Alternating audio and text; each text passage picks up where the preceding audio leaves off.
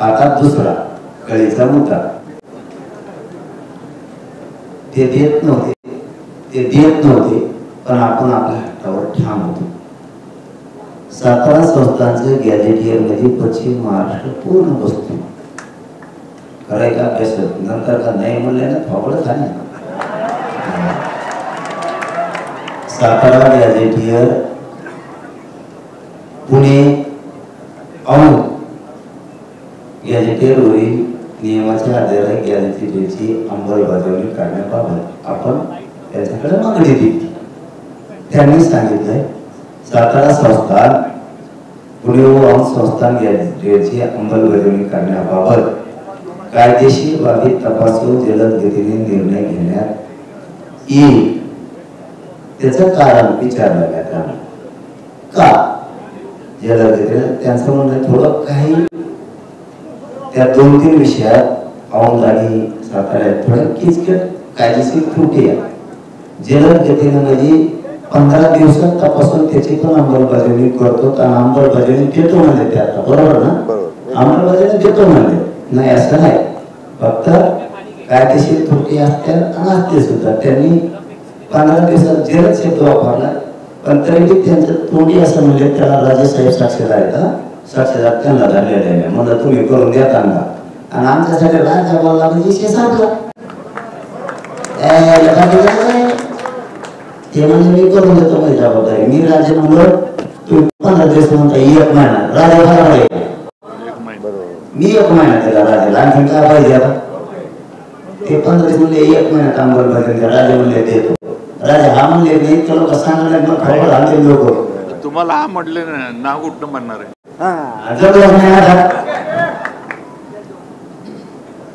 हे 2 विषय अंमलबजावणी झाले. खाली काय झालं आता जरा डोका लावा शिकाना.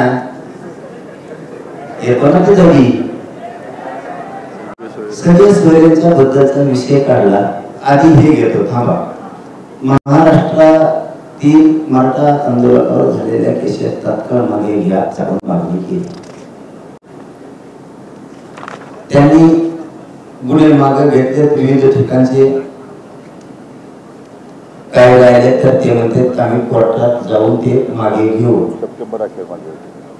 आता किती आहे ऑगस्ट संपला. ऑगस्ट संपला. आता सप्टेंबर अखेरपर्यंत तुमच्या सगळ्या केसेस मागे घेऊ असं त्यांनी लेखी दिलंय. म्हणजे JR काढला. JR म्हणून विखे साहेब याला JR आहे हो. JR लेखी फिके नाही. ते लेखीला काही किंमत नसते. आणि आपण ओरिजिनल सह्या घेतल्यात मंत्र्याच्या. हे ओरिजिनल सह्या मंत्री कवाच करीत नाही लफडं गुताव म्हणून. हो ना मग. अरे बाबा आपल्याला मान्य असलं तर त्यांनी विखे साहेबांनी इतकं मोकळ्या मनानं सांगितलं. ते म्हणले तुम्हाला मान्य असलं तर लगेच तुम्ही जर मान्य आहे म्हणलं लगेच JR काढतो राज्यपालाच्या सहीनं राज्य मंत्रिमंडळाच्या सहीनं. याच्यापेक्षा स्वच्छ काय असलं पाहिजे. मला पटायला लागलं नाही. मी आता बोध इतकं गोडीनं ऐकून घेत नाही. आत्ता बोत बैठकीचा जिकडे तिकडे धिंगाणा झाला असतं. त्यांच्या बोलण्यात तर ते स्वच्छता आहे ते पटलं.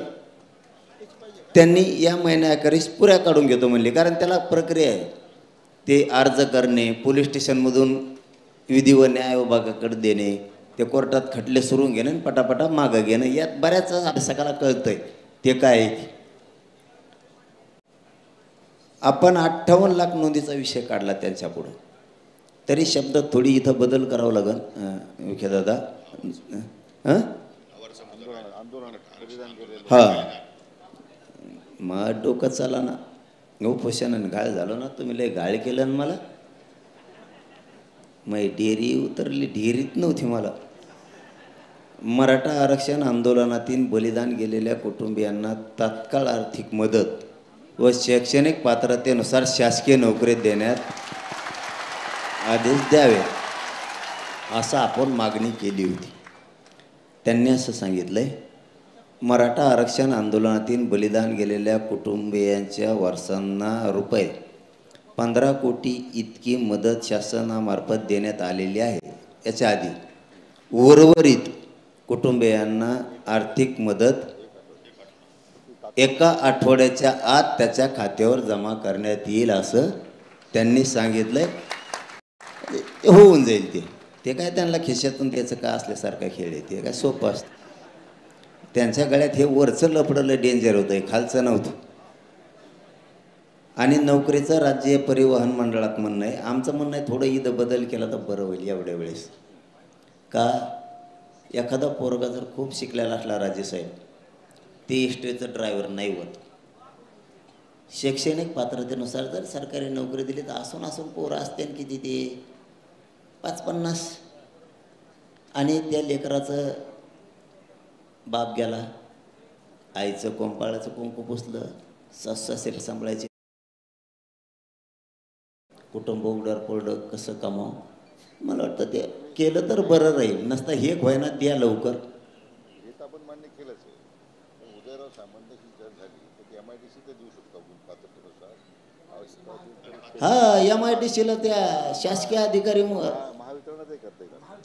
हा महावितरणमध्ये करा. परत तुम्ही MIDCचं चांगलं आहे. हा उदय सामंत साहेब हातात एक करा. उदय साहेब कचा सायन काय तुम्हाला तरी काय सही कथा आणायची. हा त्याला सोपं आहे. तिथं बिचारे गोरगरीब MIDCच्या जवळ असतात. माऊलीला राजेसाहेब नाही जात आहेत एसटीने इकडे तिकडे. एक ते कंपाळाला कोण असतं, लोकांच्या नजरा विचित्र असते.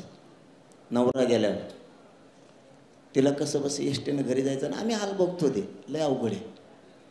ते MIDC केलं तर वा वा, तुमचं खरंच कौतुक. 5वा मुद्दा म्हणजे मागणी 5वी 4 झाल्या.